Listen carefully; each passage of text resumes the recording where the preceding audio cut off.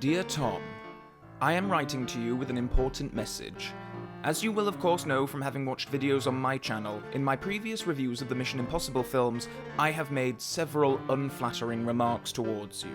I have dredged up clips of you couch jumping and spewing nonsense courtesy of Scientology. I have laid out my preconceptions of your ego and poor choice of film. But now, only now do I realise that these comments were made by someone who had not yet seen Mission Impossible Fallout. To say that the film has changed my preconceptions about your action movies is a gross understatement. It has rocked me to my core. In the past, I have used a short clip from the American sitcom Frasier to articulate my tepid feelings towards you. I don't like him. Why? I don't know. I just don't like him. But I realise, only now do I truly understand. I might not have liked you, but you love the audience. And as a member of that audience, it's impossible not to be won over by your insatiable appetite to entertain. And with Mission Impossible Fallout, you truly and utterly surpassed yourself. Thank you, Tom Cruise. Don't make me regret it. Good evening, Mr. Hunt fans. I just saw Mission Impossible Fallout, and, yeah, it's alright, isn't it? I've covered the previous Mission Impossible films on this channel over the years, and from the third film onwards, I admit to really enjoying this series. I've seen them all a couple of times or more at this point in my life, but I've always been somewhat blind to why people rave about this series to the extent that they do. It's like it's the second coming of spy action thrillers. I mean, sure, they have great set pieces, and Tom Cruise does his own stunts, don't you know, but I've never seen a Mission Impossible movie that I can say I truly love.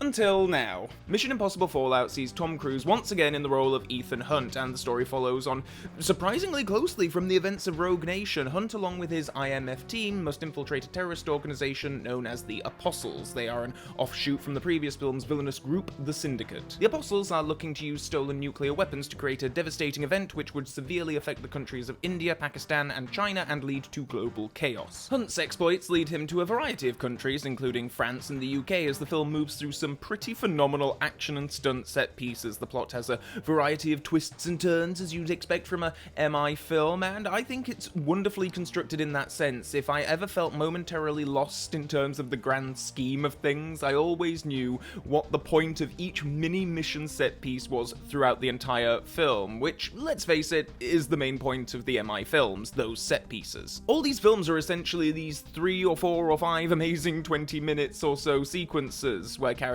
are after X or Y or Z, and we see them go about their heists, and then these things are connected by occasional dialogue scenes that attempt to tie it all together. And yeah, things can get complicated, and there's multiple identities and double crossing and face swapping even going on, but for the most part, I felt well oriented at all times watching Fallout. So credit to the filmmakers for that. Something that I've enjoyed about the Mission series, whether I like the individual films or not, is that I love how each of these are helmed by a different director, and as such, each one has a unique flavour, and it never gets stale. Obviously, with this film, with Fallout, we have Christopher McQuarrie back as writer-director from Rogue Nation, and with the story carrying on so explicitly from that previous film, I, again, think that it's kind of amazing that this film does indeed feel like it has an identity all to itself. I found it fascinating watching some of the behind-the-scenes, where McQuarrie actually addresses this. He said that he wanted to continue the trend of these films feeling different and offering something unique, so he consciously hired different key crew members to work on this film. The cinematographer is different, the composer is different, the production designer is different. One of the signature elements of the Mission Impossible franchise is that there is a different director for every single movie. That's good right there. Tilt down just a little bit. And when Tom asked me to come back and direct this one, I said I'll do it on the condition that I can maintain that aesthetic.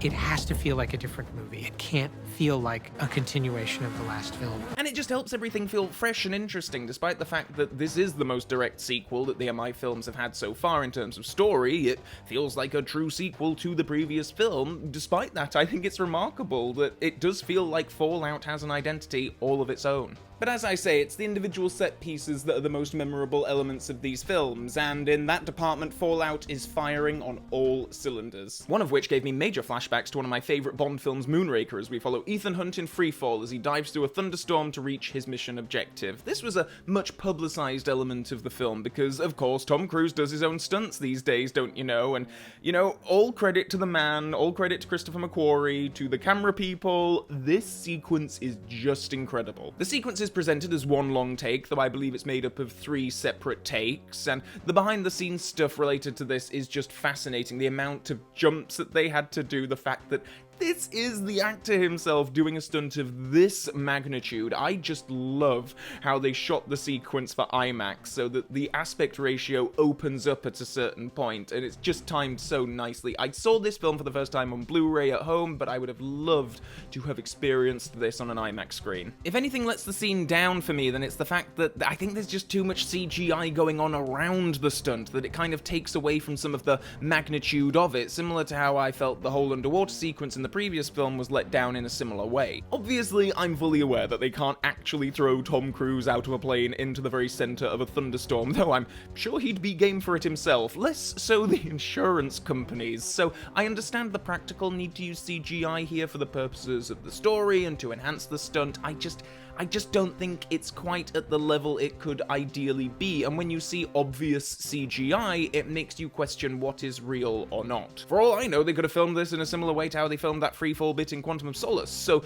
no wonder that the marketing really pushed this to make sure that we all knew going in that it was filmed in freefall and they didn't just blast a leaf blower in Tom Cruise's face like they presumably did with Daniel Craig for that scene. Almost immediately after that, there is another tremendous sequence, a bathroom brawl with Tom Cruise and Henry Cavill doing battle with a bad guy. This is an incredible fight sequence. On paper, it shouldn't be all that impressive, but the stunt work and choreography is exceptional, and I was having actual physical and verbal reactions to this when I was watching it. I was like, ooh, ah, and laughing at some of the stuff. I thought that it was really well done, peppered with bits of humor and suspense, just a brilliant piece of work. And I can say the same for the whole Paris-based action sequence too. I mean, this is such an epic thing and truly a marvel. The level of access they were granted to film what they did is incredible. There's so many clever little twists and turns throughout, which I'll get more into in a bit, but I need to start talking about the characters first before I can delve much deeper into other aspects of this sequence that I absolutely adore. So as much as I can harp on about how wonderful the stunts and action sequences are, I must admit that I found myself really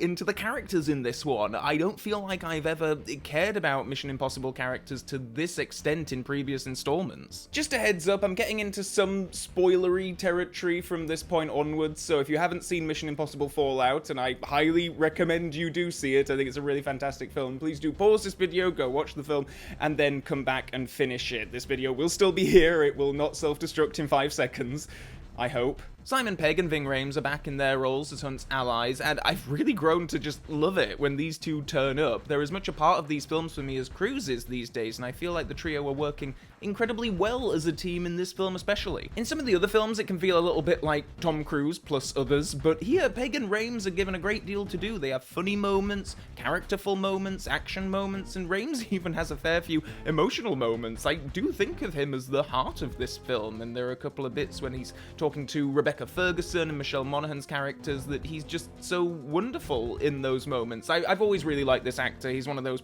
actors he might be in terrible films, but he's always great in them, and this is a great performance and a great film. Ving Rhames is one of those actors who might well be in a lot of awful films, but I've never seen him be awful in a film. I think he's a wonderfully reliable presence, and I should know, I've seen Piranha 3DD. So yeah, Rebecca Ferguson reappears as Ilsa Faust, working for British intelligence, and I just love how this character is utilized in this story, how the allegiances and objectives of the various agencies change throughout the film, and how the agents follow suit or don't create some great moments of suspense. I felt that her character had a good deal of moral greyness to her throughout so much of this, to the extent that I wasn't sure if she'd finish up as an ally or enemy of Ethan's, and I really enjoyed playing that game watching the film. Michelle Monaghan also returns to the series after her brief cameo in Mission Impossible 4. The subject of Julia and Ethan's relationship has been somewhat ignored for the last couple of movies, so it's cool to see her back in the fold in such a meaningful way, and again, I was surprised to hear that bringing her back and tying up that story strand was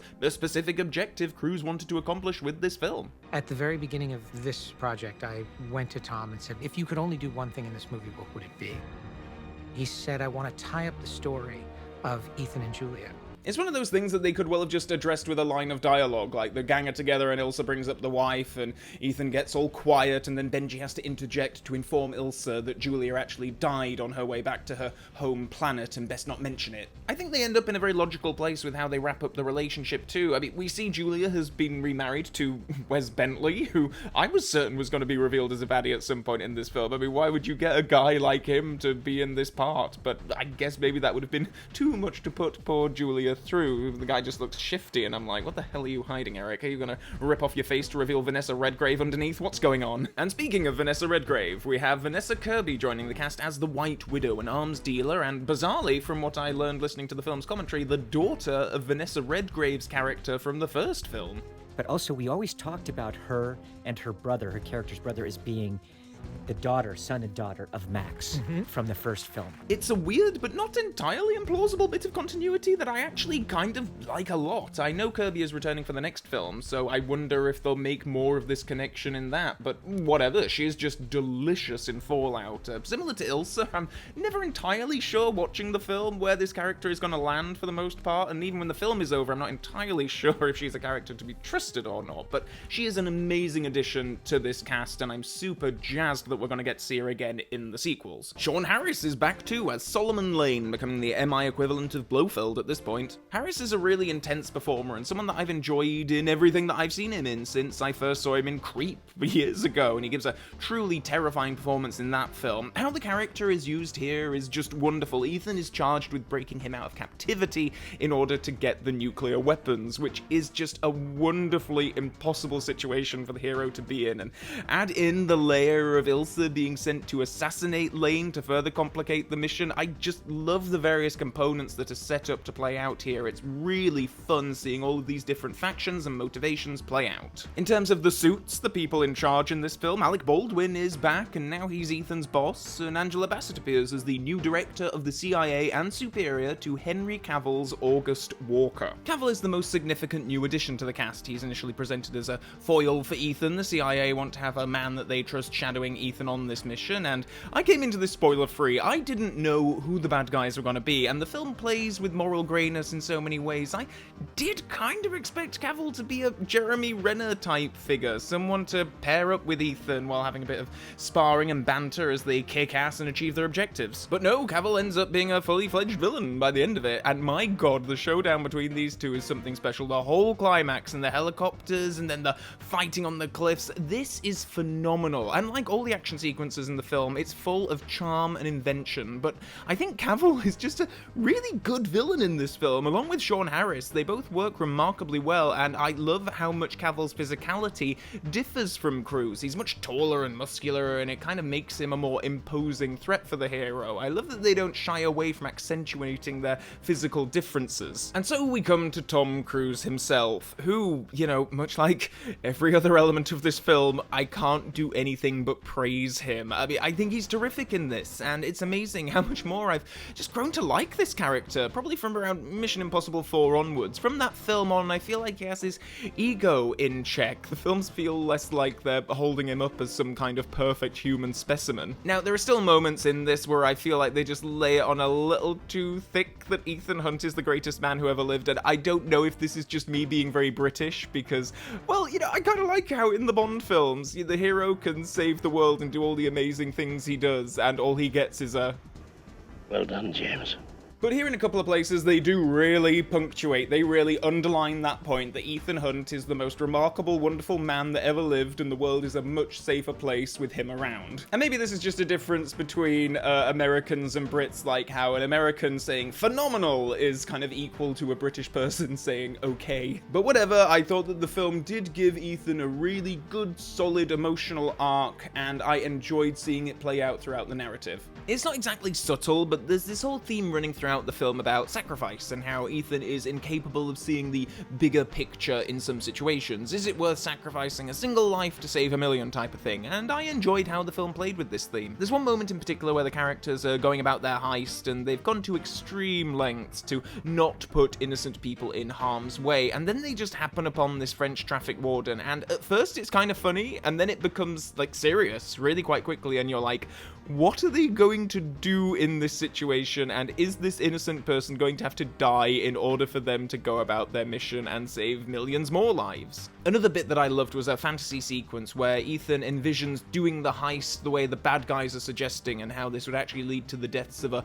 bunch of people if they were to go ahead with it in that way. It's such a dreamy sequence. I love the lighting and the music. I extend these compliments to all of the film's visuals and music, though. It's a gorgeous film, really stunning in so many places, totally making the best of every location they end up in. So it's a skillfully directed, wonderfully written, excellently performed film with an intriguing plot full of brilliantly inventive action, as well as a strong emotional core that plays out in an incredibly satisfying way. What are the downsides? Well, I can't actually think of any. Mission Impossible Fallout is just one of the best spy thriller films I've ever seen. So I've been quite deliberately staying away from the whole Bond comparison side of this, because it's such a huge part of the dialogue around these Mission Impossible films are either, oh, the Mission Impossible films are ripping off Bond because they have so many similar sequences, or gee, I wish that the Bond films were as good as Mission Impossible these days. And yeah, this is a Bond channel. I'm a big Bond fan. How can I not be thinking of James Bond when I'm seeing a spy thriller with the hero in freefall, or fighting in a bathroom, or using gadgets, or having huge vehicle chases through landmark locations? I don't know if this stuff occurs to people who aren't die-hard Bond fans, like this comparison going on in your head, but particularly after the last couple of Bond films ended up being so divisive, I can totally see how Bond fans would look at this and think, well, wouldn't it be nice if we had a Bond movie this good again? And don't get me wrong, these are two separate franchises. They can totally do their own things and exist as separate entities. Competition is good for Bond, and I will stand by the opinion that James Bond as a character is far more interesting than Ethan Hunt will ever be, but it's hard not to look at Fallout and the level of quality on display, how universally praised it was, and wonder when we'll get another Bond movie that's so acclaimed across the board. I think it will come. I think the Bond producers will do what they always do and look at what else is popular in the spy thriller space and use that as an influence, just like they did with the Jason Bourne films. And if Tom Cruise can elevate future Bond movies in this roundabout way, then long may he continue making excellent Mission Impossible films. Not too excellent, though. I've invested a lot of money in all this Bond gear, and the last thing I need is to pivot and become a Mission Impossible-centric channel. But who knows, if the Dead Reckoning films are as good as this, I might have to do a bit of moonlighting on the side. Please do let me know your thoughts on Mission Impossible Fallout in the comments section below. Also below you can click the subscribe button and the Mrs. Bell notification button to stay super up to date on future video uploads, and also below are links to my various social media pages, so please do check out those links and follow me on those platforms if you care to do so. With all that being said, and until next time, Mr. Hunt fans, so long for now.